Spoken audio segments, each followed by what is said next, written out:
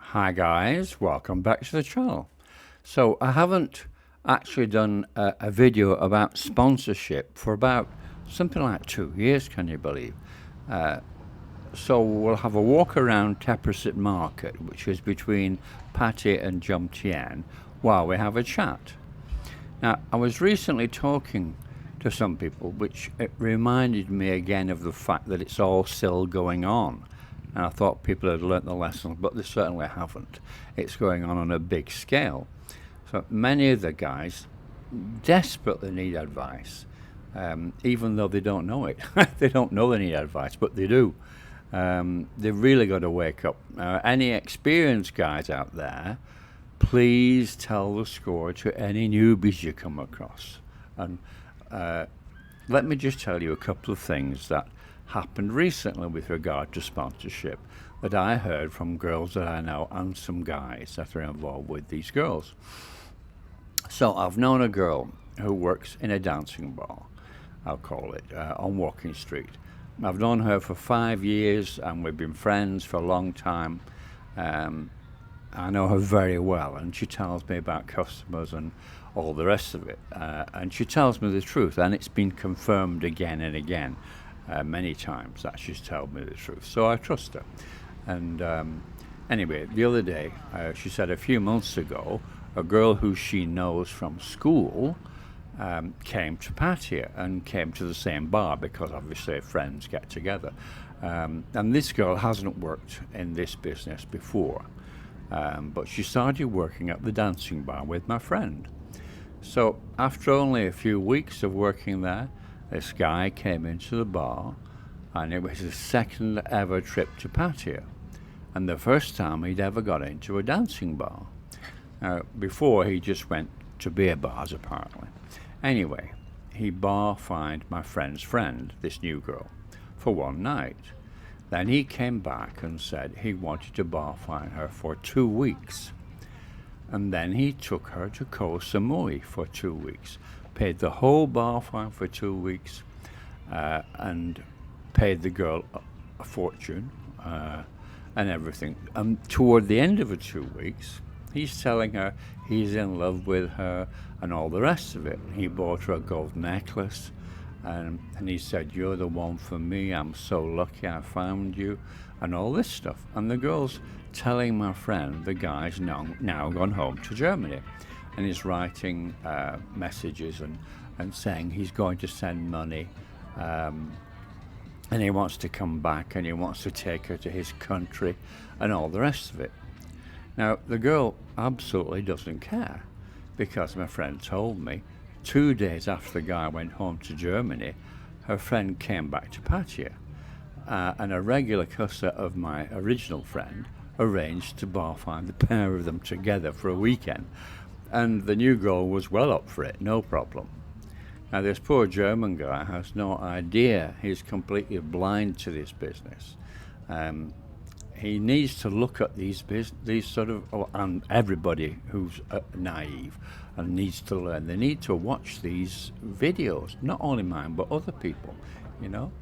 I think that part of the reason for the naivety is because a great number of these guys who become sponsors are inexperienced with women and come to Thailand and suddenly they get love bombed, and that's never happened in their entire life before, or anything even close to it. It never happened, and it's a shock, a real shock, and it gets to them, and they actually believe it because they want to believe it. And this love bombing really works on inexperienced guys, and the girls are expert at it.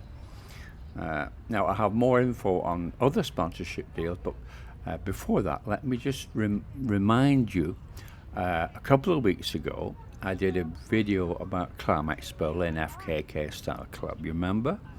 Well, I've just done another video showing all the dancing shows and the catwalk with a bunch of girls. Now, I've had to put that on Patreon. It couldn't go on YouTube. The girls were all in bikinis and everything, and they would just cut the adverts. Now it's been up a couple of days. If you, I'm sure you'd like it. If you're logged into Google, then you can just look below any of the videos and click more. Then click the Patreon link and have a look. The first minute or so you can look without joining. So don't forget to have a look, guys. It's really good fun. Also, don't forget to subscribe, and please check that you haven't been unsubbed as many guys have. Anyway, let's get on with the video. Now, something you may not be aware of is how sponsorship starts. Now, normally it'll be very small amounts of money. She'll say she hasn't got money to eat and she just needs a few $100 or something like that. That can be while you're still here, of course.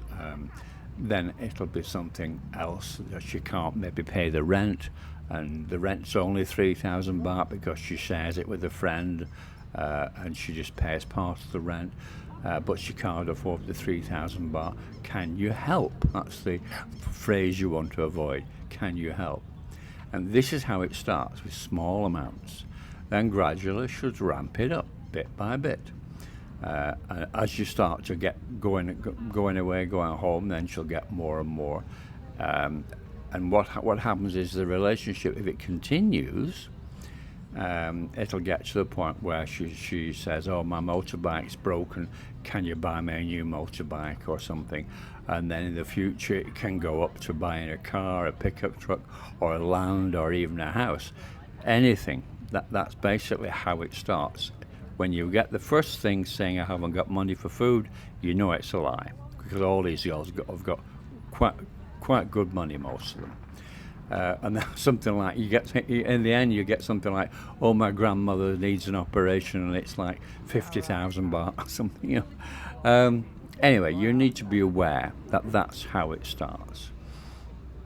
I mean, another example of sponsorship, I was actually doing one of the catwalk videos a couple of months ago. I can't remember which bar it was, but it was a bunch of girls who were doing the catwalk, where they walk up to the camera for Patreon. They walk up to the camera, they say, "Have a chat to me," and then they turn around and walk back, and so on. Anyway, all the girls said, "Fine, we'll do that," except one, who was actually the most attractive one.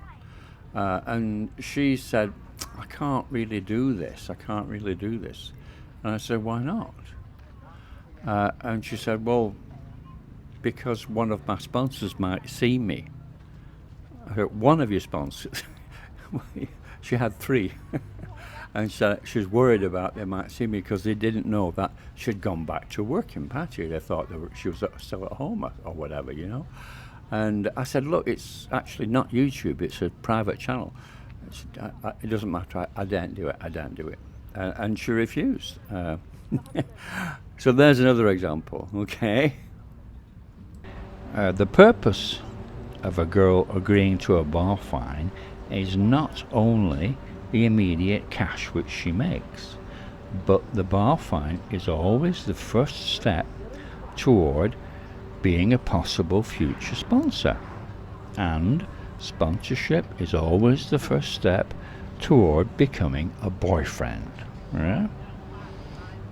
Now, while we're actually talking about sponsors and boyfriends, because they're both the same thing to a degree, my hairdresser used a term which translated means free money, which is something a Thai man would never fall for, but foreigners always do. Free money is when the Thai girl makes something up to ask for money. It used to be the old sick buffalo joke, you know. Years ago, they actually did say that, going back 20 years, but that doesn't work anymore, does it? Instead, they invent things like birthdays. Like, "I want to buy my mother or my father or my granny or my child a birthday present, but I don't have any money. Can you help me?" Another one is, "I can't pay the rent. Can you help me?" Now, free money is considered the best because you don't have to work for it. You just ask for it and it arrives. Western Union or whatever. You know, it's free money is wonderful as far as Thai girls are concerned. They don't have to do anything; they just ask for it. Now about sponsors, I asked my hairdresser friend about sponsors, and she said, if you take a selection of, say, nice-looking under 35 girls working in Pattaya now, what percentage, or when I asked her, I said, what percentage of them would have at least one sponsor sending money every month? Now, she's very experienced. She's worked in Pattaya for years with her own hairdressing shop. She knows hundreds and hundreds of working girls. And her answer means something. And her answer said, at least half of them, maybe more. At least half have one sponsor. Then you'll ask them about it. Maybe you'll chat to some girls. Say, have you got a sponsor? No, I don't have a sponsor. No, and they're lying, because at least half of them, maybe more, have a sponsor, at least one. I mean, something else that my hairdresser said was that very attractive girls have 3 or 4 sponsors. And something else was that when these attractive girls get themselves a full-time foreign boyfriend, they don't give up the other sponsors and the monthly money.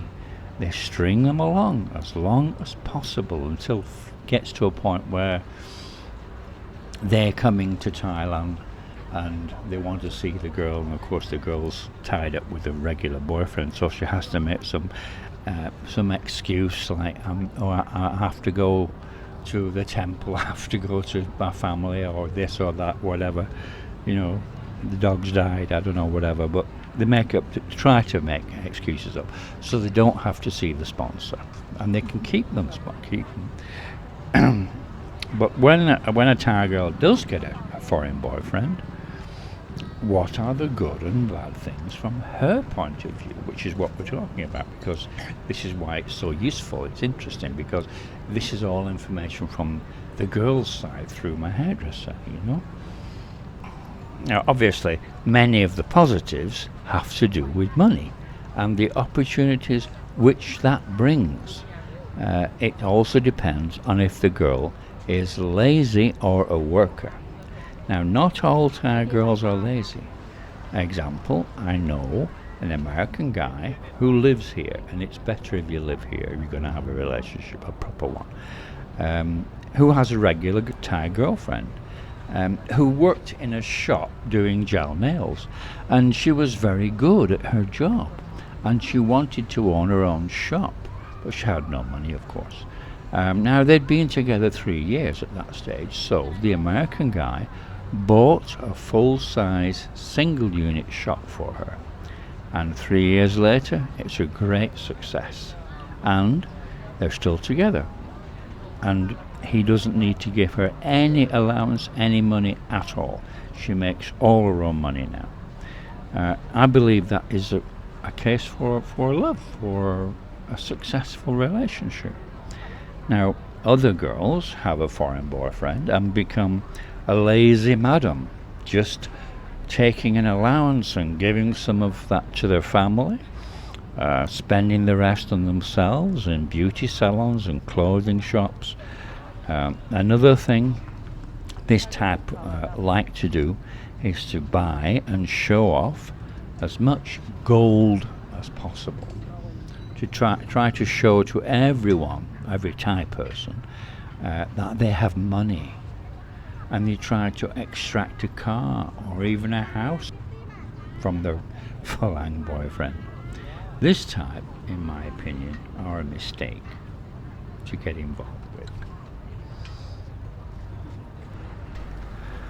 Something else which Thai girls prefer with a foreign boyfriend is that they're usually more stable than Thai men, and also usually more faithful, because Thai men are notoriously unfaithful, and they're proud of it. They don't care, and they have gigs left, right and centre. They just don't care. And of course life is much easier and more relaxed, as the girl doesn't need to actually work if she doesn't want to, Whereas with a Thai boyfriend, she would have to work. He certainly couldn't afford to keep her. Like a security guard, a taxi driver, whatever. She'd have to work hard and long hours to make ends meet. And then my hairdresser then told me some negatives which Thai girls think about having a foreign boyfriend, which I've never heard before, so this is interesting. And obviously most of that it refers to the language and the culture problems, like you can't really have a meaningful conversation, and you can't chat with gossip so easily because of the language difficulties, unless of course the girl really speaks good English. And something else which she told me, which I didn't know about at all, and explains a lot, was that a Thai girl and her Thai boyfriend have no secrets about money. They both know exactly how much the other has in their bank. And they're free to look at each other's telephones and bank statements on the telephone. There's no privacy, financially, no privacy between them at all.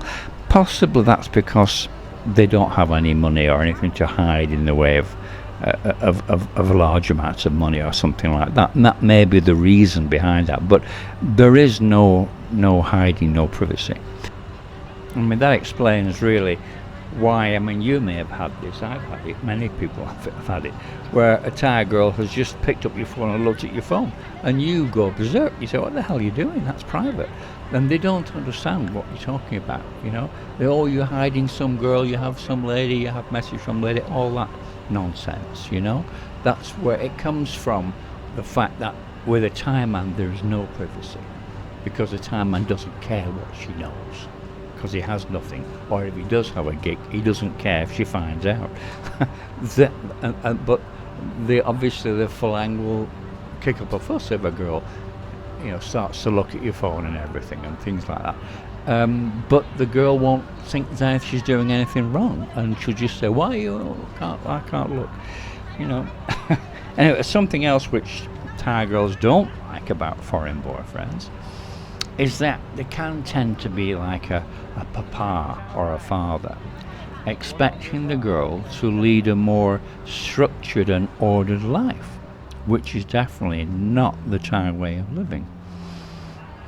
Like another thing they don't like is when they're watching TV, if their English isn't that good, they can watch TV together. She won't understand what's being said. You know, it depends what the program is. If it's just pure action, okay, but if there's any sort of proper dialogue in it, she doesn't understand it.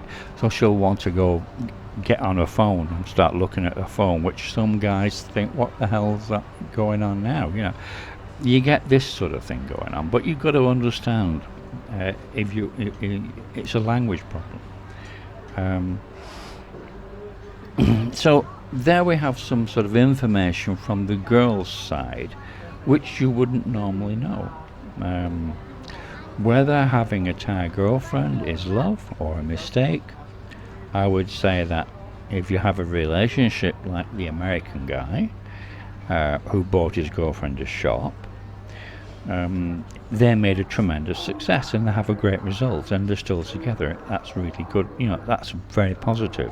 I was chatting to my Thai hairdresser friend, you know, the one I've got, who tells me everything, the other day about this subject, and she came out with some interesting info as seen from the lady's point of view. You know, we only tend to see it from one side. If you have a Thai person, like I have a friend with here with the hairdresser, you get the other side, which is very interesting. So why would a Thai girl want a foreign boyfriend over a Thai guy? Of course, what you just said was money, but don't forget, there are plenty of young Thai guys who come from good, wealthy Thai families, and the family owns land, it owns hotels, they own businesses and factories, especially in Bangkok, and also some in Pattaya. So why don't these young Thai girls, I'm talking about the very pretty ones, because they're the ones that find it easier to get boys, why don't they target these Thai guys?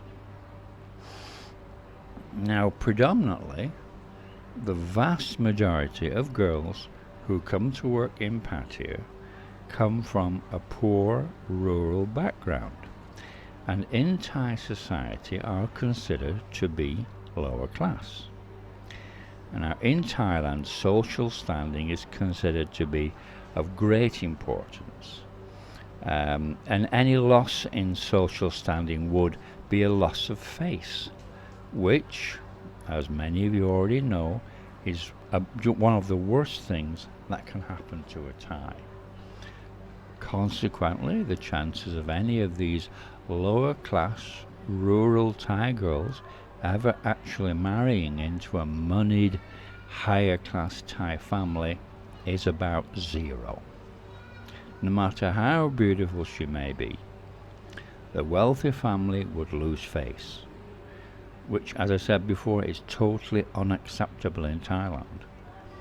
The very best that a rural girl who's a good looker could expect would be to become a wealthy Thai man's paid gig, or bit on the side, however you want to say it. Yeah? So if you're a pretty rural girl and you have ambitions and you don't want to settle for a poor Thai man of your own class, like a motorbike taxi driver, what options do you have? I mean, she has to find a guy who belongs to a society where her own lower class rural standing is not a disadvantage. And the obvious choice is a foreigner. And of the foreigners available, the ones who don't have any problem with class are the Phalangs, or the Westerners. Not so much the case with the Japanese or the Koreans. Having said that, I do know some girls who've got Japanese sponsors and also Korean sponsors. So it's not only Phalang who get targeted for sponsorship / boyfriend. It's not only them. But basically, the major thing is the fact that they have money. That's the major thing.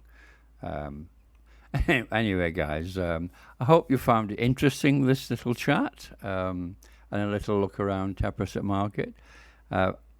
If you are experienced and you understand all this stuff, please, if you come across newbies, explain it to them. Explain it like this poor guy, this German guy. It's a shame nobody explained what's going on, but there's a million of those around, isn't there? So if you do come across any, please explain it. Okay? And thanks for watching. Have a look at Patreon, as I said before. And please subscribe and check you haven't been unsubbed. And thank you very much for watching. I shall see you in the next video, guys.